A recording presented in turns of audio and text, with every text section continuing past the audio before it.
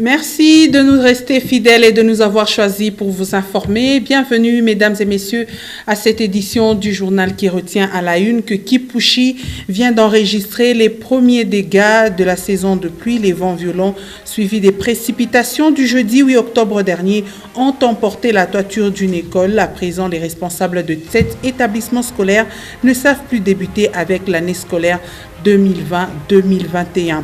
Toujours dans cette cité frontalière, le canal Katapula drainant les eaux d'une entreprise minière a débordé pour inonder les maisons environnantes.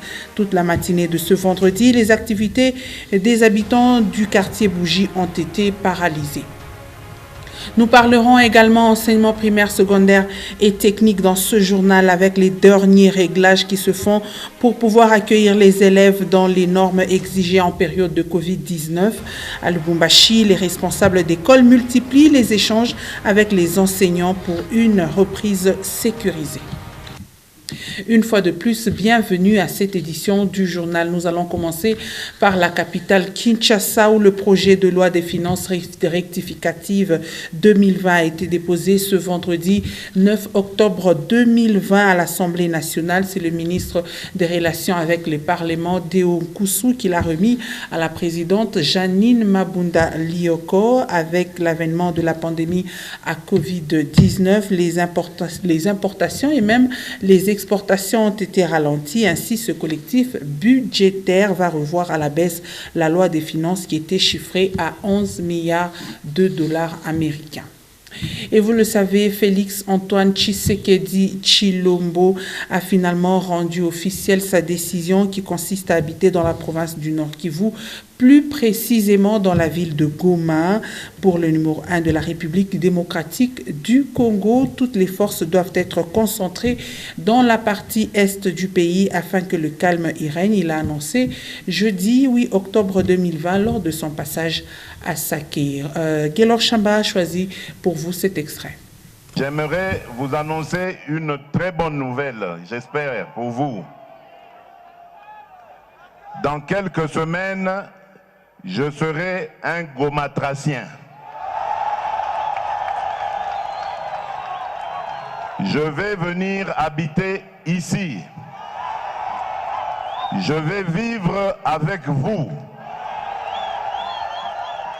Et je voudrais entendre au quotidien vos problèmes. Et nous allons les résoudre ensemble.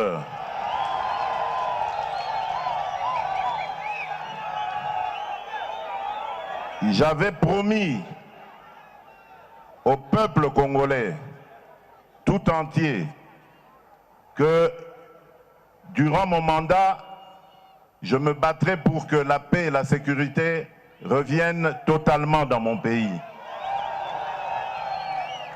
J'avais promis que durant mon mandat, je ferai tout pour que le sort des Congolaises et des Congolais s'améliore au quotidien. Après avoir amené la paix, nous allons maintenant nous battre pour le bien-être. Il faut que les Congolaises et les Congolais se sentent bien dans leur pays. Nous avons un pays riche qui a rendu riche beaucoup d'étrangers, mais qui nous laisse, nous, enfants de ce pays, toujours pauvres et malheureux. Comme je le disais au sommaire de ce journal, à l'enseignement primaire, secondaire et technique, quelques jours nous séparent de la rentrée scolaire édition 2019 et 2020-2021 sur toute l'étendue de la République démocratique du Congo. À Lubumbashi, les responsables d'école multiplient les rencontres avec les enseignants pour cette reprise sécurisée contre la Covid-19. Ben KMB pour plus de détails.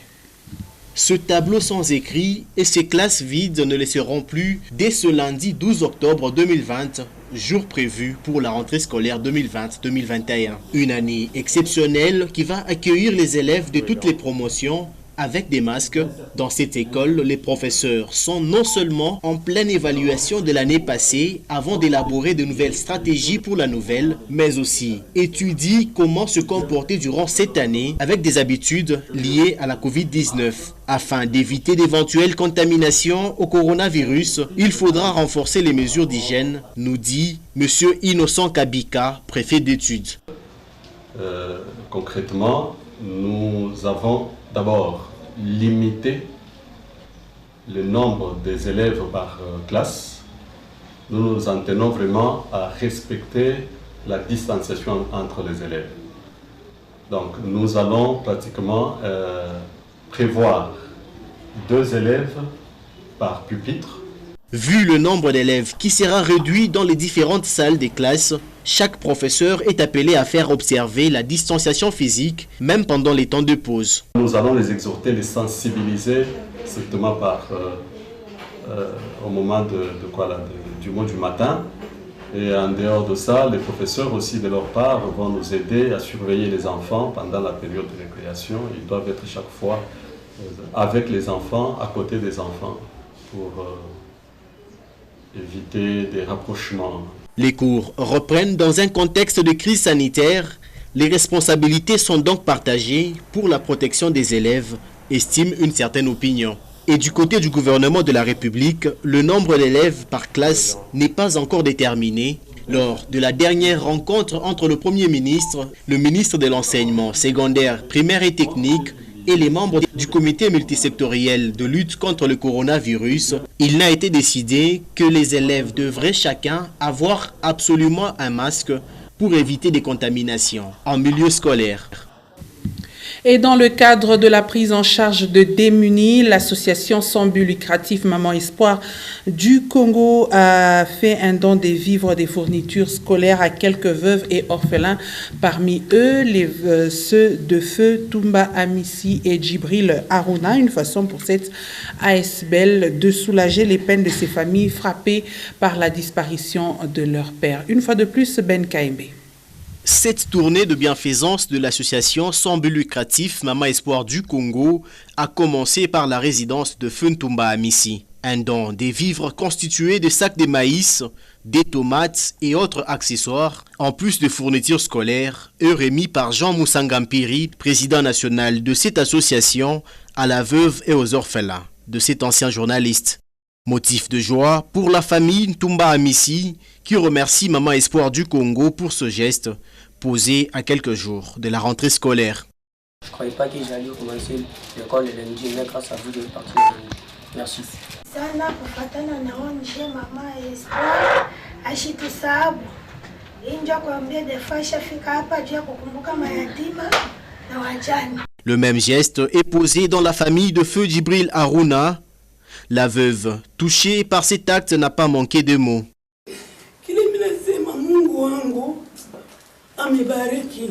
La journée a eu comme point de chute la radio-télévision nationale congolaise. Ici, Maman Espoir du Congo a offert des présents aux journalistes victimes de la récente incursion des Mai Mai. Vous êtes parmi les gens qui viennent de marquer un pas vers la RTNC pour venir poser ces gestes. Ce n'est pas un petit geste, c'est un grand geste qui va commencer à nous interpeller tous les jours et qui restera à jamais gravé dans la mémoire de tous les journalistes de la radio-télévision nationale congolaise. Jean Moussangampiri revient sur la particularité de cette action. Nous venons de visiter les veuves de feu Toumba Amissi, la veuve de feu Aruna Djoko Aserkali. Le lundi, selon le calendrier de l'État, c'est déjà la rentrée scolaire. Tout le monde est en train de se battre pour que ses enfants étudient très bien. Est-ce qu'on peut se poser la question, la veuve de Toumba Amissi, la veuve de Aruna, la veuve des journalistes, leurs orphelins vont étudier comment? Ce qui nous a poussé à aller faire des petits gestes pour encourager le métier que vous faites. Par cet acte pédagogique, Maman Espoir du Congo entend faire honorer la mémoire des journalistes du Haut-Katanga, qu'ils soient morts ou vivants. Les vents violents accompagnés de la première pluie qui a arrosé la province du Haut-Katanga n'a pas épargné la cité frontalière de Kipushi. Une école de cette cité a vu sa toiture être emportée. Avec cette reprise des cours, les responsables de cet établissement scolaire se demandent comment ils vont débuter avec l'année. C'est un reportage de Lumière Moussaou et Louis Lumami. Une grande partie du bâtiment vient de perdre sa toiture après la première pluie qui a arrosé la cité frontalière de Kipushi jeudi 8 octobre 2020. Il s'agit précisément du complexe scolaire Tumaini Letu au quartier Maréchal Mobutu à l'entrée de cette cité. Une forte désolation pour les personnels de cet établissement qui avaient déjà débuté les inscriptions pour l'année scolaire 2020-2021.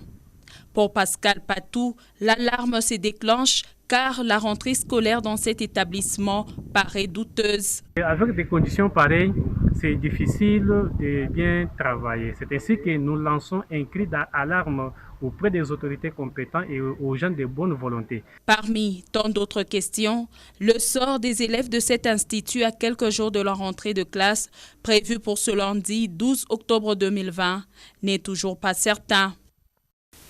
Restons toujours dans cette cité de Kipushi où quelques habitations du quartier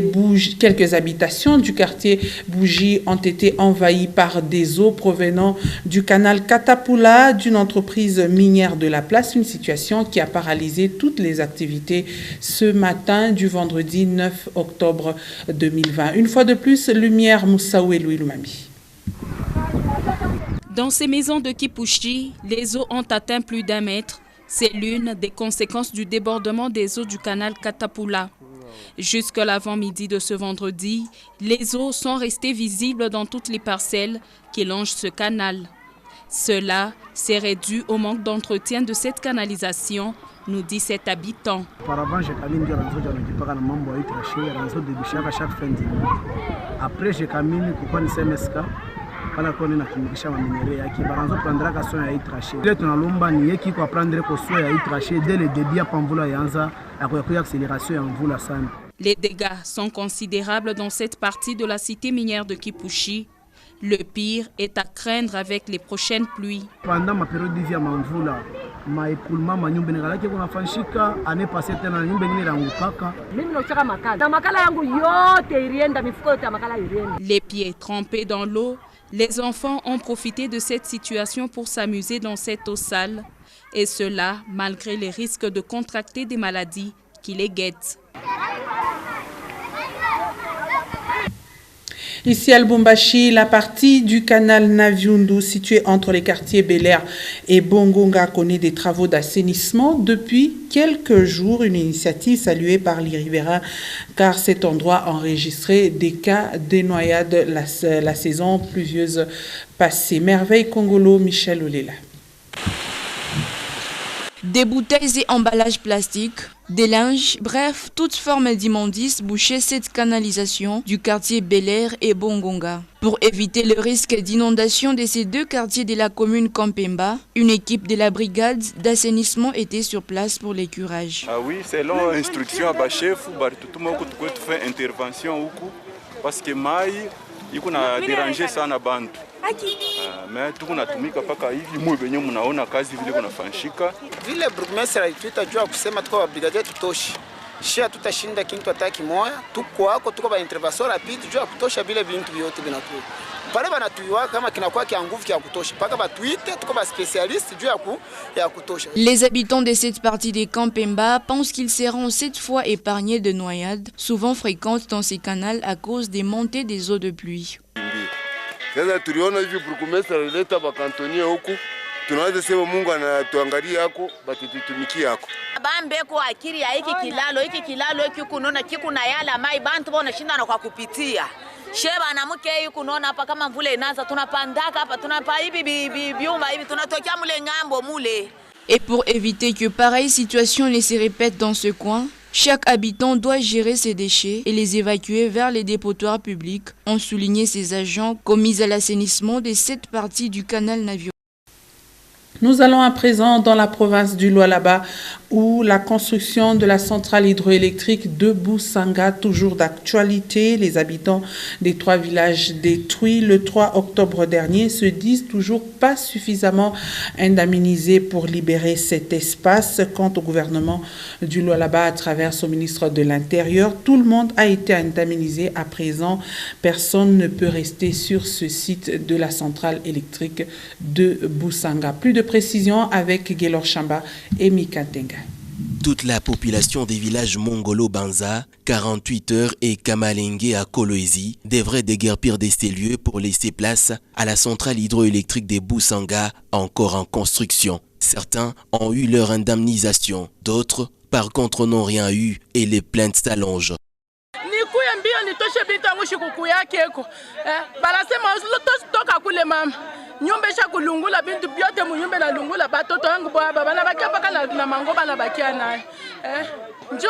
Cette affaire a eu plusieurs versions au niveau du monde. Ce vendredi 9 octobre 2020, le ministre provincial de l'Intérieur est finalement sorti du silence en ces termes. Il était question que ce contrat, qui est le contrat du gouvernement de la République, puisse indemniser tous les villages qui seraient impactés par le bassin de l'eau qui devra faire fonctionner les turbines de ce barrage-là. De tous ces propos, les victimes rejettent tout en bloc.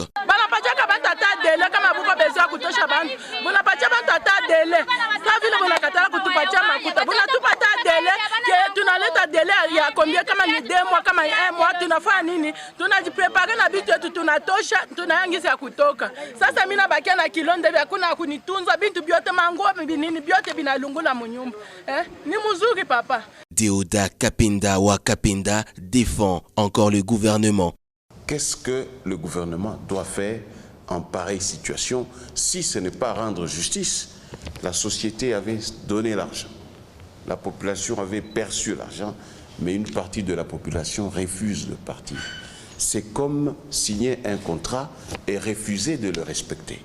Pour rappel, les habitants de ces 3 villages ont vu leur maison être démolie par les forces de l'ordre les 3 octobre dernier et se disent insuffisamment être indemnisés pour quitter cet endroit et laisser place à la construction du barrage hydroélectrique des Boussanga, devant normalement alimenter non seulement l'entreprise chinoise, mais aussi une grande partie de la province du Lualaba. Nous restons toujours dans la province du Lualaba, plus précisément au centre-ville de Kolwezi où la station-service Moulikap a pris feu ce vendredi 9 octobre 2020. Des sources proches, tout serait parti d'un court-circuit dans les installations. Les flammes ont calciné plusieurs biens avant l'intervention des pompiers qui, après plusieurs gymnastiques, ont maîtrisé le feu. Parlant des bilans, il faudrait une vérification de fond en comble, déclarent les responsables de Moulikap. Et pour terminer, suivant cette rubrique lue pour vous, la lecture du quotidien d'information générale La République paraissant dans la capitale Kinshasa. La lecture d'aujourd'hui, comme d'habitude, nous est faite ici par Pascal Mangala.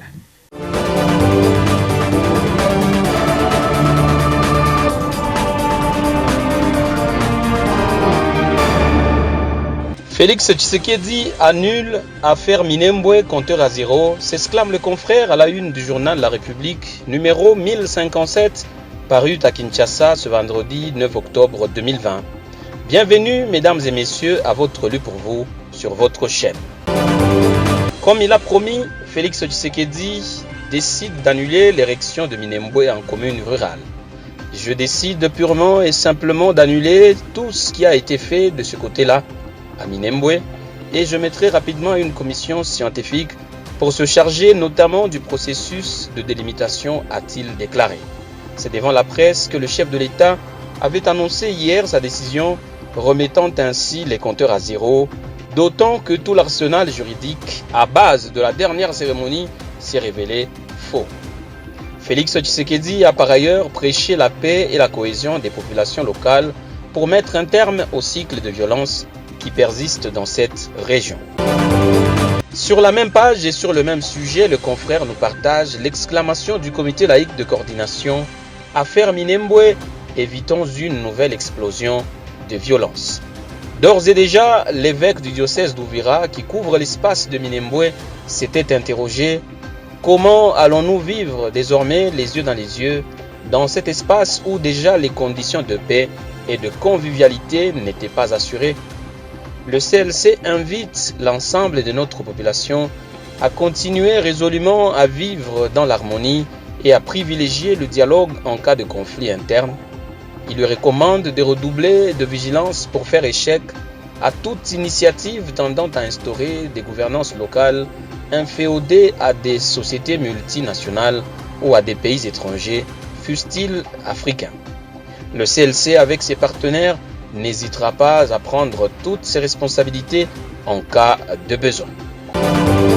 Fachi et les députés provinciaux des Nord et Sud Kivu, les forces négatives du Kivu out, s'exclame encore le confrère sur la page 3. La présence des rebelles des forces démocratiques pour la libération du Rwanda FDLR, de souches rwandaises et des ADF d'origine ougandaise dans les provinces du Nord et Sud Kivu, ainsi que la prolifération des groupes armés nationaux, dits groupes d'autodéfense, qui souvent se transforment en bourreaux de la population, était mercredi au centre des échanges entre le président de la République, Félix-Antoine Tshisekedi Tshilombo, en séjour de travail à Goma avec les députés provinciaux de ces deux provinces. Selon le président de l'Assemblée provinciale du Nord Kivu, Robert Seninga Abishunti, qui répondait aux questions de la presse à l'issue de cette rencontre, le président de la République a promis de se pencher sur toutes ces questions pour répondre aux préoccupations des compatriotes qui vivent dans cette partie du pays. Session de septembre de l'Assemblée nationale, la suppression du CNSA à l'ordre du jour est à lire sur la page 4. La conférence des présidents vient de compléter les nouvelles matières à examiner au cours de la session ordinaire de septembre à l'Assemblée nationale. Dans le lot, la loi organique portant abrogation de celle du 13 novembre portant institution du Conseil national du suivi de l'accord et du processus électoral. Cette proposition de loi, introduite par le député national Delis Esanga, sera transmise à la commission politique, administrative et juridique PAGE aussitôt après les avis du gouvernement. Le président de l'envol aurait motivé son initiative législative par le caractère budgétivore de cette institution. Il estime que le Conseil national de suivi de l'accord n'a plus sa raison d'être après l'organisation des élections du 30 décembre 2018. Une autre exclamation sur la page 5, fonds miniers suspect 18 millions de dollars logés dans 3 sous-comptes. Il s'agit de Citibank avec un montant de 13 274 536,86 $. La Robank loge 10 953,57 $ américains et 4 811 241,45 $ auprès de l'Abri, Banque des règlements internationaux, pour le compte du système national des paiements, indique le rapport d'audit mené par le cabinet Deloitte. Dans ce même document, la Banque centrale du Congo ne fournit pas plus d'explications de ce qui paraît comme étant un éparpillement des recettes publiques. Selon la loi relative aux finances publiques, toute recette publique est logée dans le compte général du Trésor, ouverte à la Banque centrale du Congo. Sport enfin sur la page 11, du beau monde en renfort à Sanga Balende. Au nombre de joueurs déjà recrutés et le retour signalé de quelques anciens, le Sa Majesté Sanga Balende de Mbujimaï n'a cessé de renforcer toutes ses lignes en vue de réaliser une bien meilleure saison et rompre avec le visage exigu présenté au cours des dernières années en championnat. La communication du club sang et or annonce la signature de 4 nouveaux ce jeudi. Foura Samuel en provenance du Congo-Brazzaville, Robert Wilangi passé par le Racing Club de Kinshasa, Yvon Boukassa ancien de Renaissance et Freddy Kabangou de l'OC 31e CPC. À eux, il faudrait ajouter Christian Dimitri Ndjala, recruté de Léopard sportif de Douala. Sous le leadership qu'entend imprimer le nouveau président élu, Alexis Faki, dit doyen, et la touche d'Andy Magloire Foutila à la tête du staff technique, Sangabalende veut marquer son réveil en Ligue nationale de football. Pour vous, pas besoin d'un réveil aussi longtemps que notre quotidien restera marqué par l'observance acharnée des gestes barrières au coronavirus. Fin donc de celui pour vous sur votre chaîne et dont l'intégralité est à retrouver sur www.nyota.net. Merci à tous de l'avoir suivi et surtout tâchez de quitter cette terre en l'ayant rendu un peu meilleur que vous ne l'aviez trouvé.